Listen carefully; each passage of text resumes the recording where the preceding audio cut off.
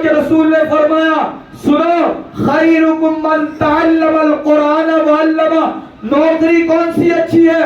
اللہ کے رسول نے فرمایا تم میں سے بہتر وہ ہے، اچھا وہ ہے، گریٹ وہ ہے جو قرآن سیکھے اور دوسروں کو سکھائے۔ حضرات محترم، یہی سب سے بڑی نوکری ہے، سب سے بڑی عبادت ہے۔ اگر ہم نے قرآن کو اپنا لیا، قرآن کا درس دوسروں تک پہنچایا تو اللہ کے نزدیک ہم زیادہ پسندیدہ ہیں۔ اور آپ کو بتاتا چلوں کہ لوگ گوروں کو پسند کرتے ہیں، ہائٹ والوں کو پسند کرتے ہیں، موٹے تازوں کو پسند کرتے ہیں، جو ذرا زیادہ اچھا ہے، باڈی اچھی ہے، سکس پیک ہے، سب کچھ اچھا ہے تو بڑا اچھا ہے۔ لیکن آؤ اللہ کے نزدیک کون اچھا ہے؟ اللہ اکبر، اللہ کے نزدیک وہی بندہ پسندیدہ ہے، وہی زندہ قرب والا ہے، وہی بندہ، وہی مسلمان زیادہ پسندیدہ ہے جو زیادہ متقی اور زیادہ پرہیزگار ہے، جو زیادہ نیکی کرتا اللہ اسے زیادہ پسند کرتا۔ اللہ کسی کالے اور گورے کو نہیں دیکھتا، اس کے رنگ و روپ کو نہیں دیکھتا، بلکہ اس کی تقوی کو دیکھتا، اس کی نیکیوں کو دیکھتا ہے۔ حضرات محترم، آؤ ہم اور آپ جانتے ہیں کہ اذان وہ ایسی ہے، پکار ہے، وہ ایسی آواز ہے، وائس ہے جو پورے 24 گھنٹے میں ہر ایک مومنٹ، ہر ایک لمحہ گونجتی رہتی ہے پوری دنیا میں۔ پوری دنیا میں کوئی ایسا ٹائم نہیں جس وقت اذان نہ دی جاتی ہو، پوری دنیا میں کوئی ایسا ٹائم نہیں 24 گھنٹے کے اندر کہ پوری دنیا میں نماز نہ پڑھی جاتی ہو۔ کہیں فجر کا وقت ہوتا تو کہیں ظہر کا، کہیں عصر کا، مغرب کا، عشاء کا، کیونکہ ٹائم میں، سورج میں فرق ہے، کہیں جلدی ڈوبتا کہیں جلدی نکلتا۔ بات یہ ہے کہ پورے 24 گھنٹے میں پوری دنیا میں اذان ہوتی رہتی ہے۔ نماز وہ عبادت ہے کہ ہر وقت پڑھی جاتی ہے۔ اسی طرح قرآن کلام اللہ، قرآن مجید وہ کتاب ہے جو پورے 24 گھنٹے اس کی تلاوت کی جاتی ہے۔ حضرات محترم، تو یہ وہ عظیم کتاب ہے جس کی تلاوت پورے 24 گھنٹے پوری دنیا میں کی جاتی ہے۔ کہیں کسی کے گھر میں افتتاح میں جو ہے قرآن کی تلاوت، قرآن خوانی کی جاتی ہے، تو میت میں، تو نماز میں، تو تہجد میں، یعنی ہر نیک عبادت میں قرآن کی تلاوت کی جاتی رہتی ہے۔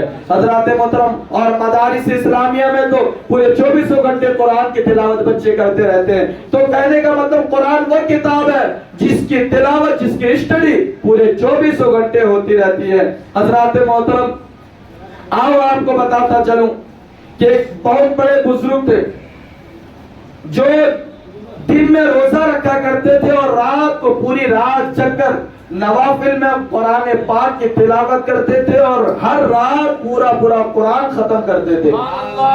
ایک رات میں ایک قرآن مکمل کرتے تھے۔ پوری زندگی انہوں نے دن میں روزے رکھ کر، رات میں عبادتیں کر کے قرآن کو مکمل کر کے گزارا۔ جب اس کی موت ہوئی، جب اس کا انتقال ہوا تو ہوا کیا کہ انتقال ہوئے بعد اس کو دفن کیے۔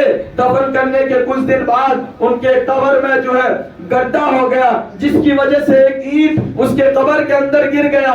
اللہ اکبر، اس کے قریب والوں نے قبر کے اندر اترا اس سوچ کے ساتھ کہ وہ اینٹ نکال کر باہر کروں اور قبر کو پیک کروں۔ جب انہوں نے نیچے اترا اور دیکھا تو اللہ کا وہ برگزیدہ بندہ جنہوں نے پوری زندگی دن میں روزے رکھا کرتے تھے، رات میں عبادت الہی کے ساتھ پورا قرآن مکمل کرتے تھے، انہوں نے دیکھا کہ وہ شخص نماز پڑھ رہا ہے اور نماز میں قرآن کی تلاوت کر رہا ہے۔ کہاں؟ قبر کے اندر۔ تو جو دنیا میں جیسا کرے گا قبر میں اس کو ویسا ہی پھل ملے گا، ویسا ہی رزلٹ ملے گا، ویسا ہی کام ملے گا۔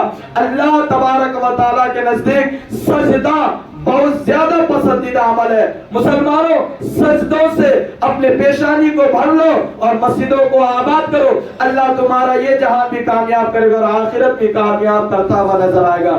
حضرات محترم، آئیے آپ کو ایک واقعہ بتاتا چلوں کہ قرآن کی تعلیم کیا چیز ہے اور اس کی برکت کیا ہے۔ اللہ اکبر، حضرت عیسیٰ علیہ نبی علیہ السلام، اللہ کے برگزیدہ پیغمبر، اللہ کے نبی حضرت عیسیٰ علیہ نبی علیہ السلام ایک دفعہ قبرستان کے بازو سے، قبرستان کے قریب سے گزر رہے تھے۔ انہوں نے کیا دیکھا کہ قبر والے پر عذاب ہو رہا ہے۔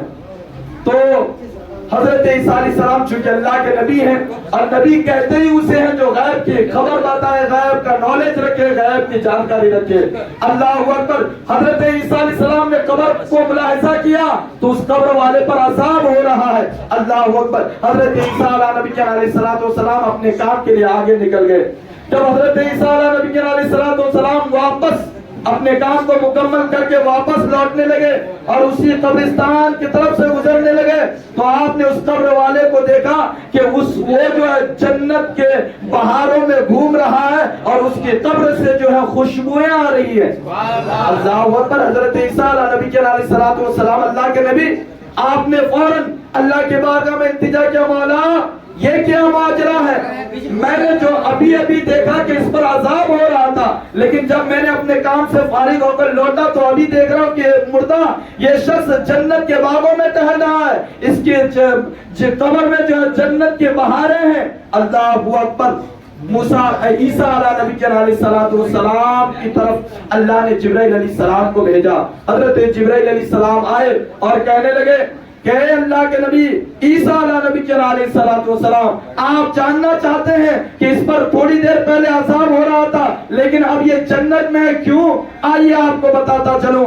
جب یہ انسان مرنے کا ٹائم آیا، جب اس کی آخری سانس چل رہی تھی، انہوں نے اپنی بیوی کو کہا، چونکہ اس کی بیوی جو ہے پریگنینٹ تھی، حاملہ تھی، اس کی بیوی کو انہوں نے کہا، سنو میری آخری خواہش، آخری تمنا یہی ہے کہ تمہارے پیٹ سے جو ہماری نسل، ہمارا بچہ پیدا ہوگا، تم اس بچے کو مدرسے میں ڈال دینا، تعلیم قرآن دینا۔ اللہ اکبر۔ جب وہ جو ہے شخص یہ وصیت کر کے یہ کہہ کہ انتقال ہو گیا، کچھ دنوں بعد اس کی بیوی کے پیٹ سے جو بچہ پیدا ہوا، پھر وہ عورت نے اس بچے کو جو ہے پالا پوسا اور بڑا کیا۔ جب وہ اس قابل ہو گیا کہ مدرسے کو جائے تو انہوں نے ان کو مدرسے کو بھیجا۔ اللہ اکبر۔ جو ہی وہ بچہ مدرسے میں آ کر ان کے استاد نے ان کو پڑھایا کہ بیٹا پڑھو بسم اللہ الرحمن الرحیم، اور وہ بچہ پڑھنے لگا اپنے استاد کے کہنے پر کہ بسم اللہ الرحمن الرحیم۔ حضرت جبرائیل علیہ السلام کہتے ہیں اللہ کے نبی عیسیٰ علیہ السلام، اللہ تبارک و تعالیٰ کو یہ گوارا نہیں ہوا کہ اس شخص کا بیٹا زمین کے اوپر اللہ کو رحمان و رحیم پکارے اور اللہ اس کے باپ کو زمین کے نیچے عذاب دے۔ اللہ کو گوارا نہیں ہوا، اللہ نے اس کے بیٹے کے بسم اللہ پڑھنے کی برکت سے اس کو جہنم کے عذاب سے نجات دلا دیا، اسے جنت عطا فرمایا۔ انہوں نے ابھی بسم اللہ شروع کیا تھا، پورا قرآن نہیں پڑھا تھا۔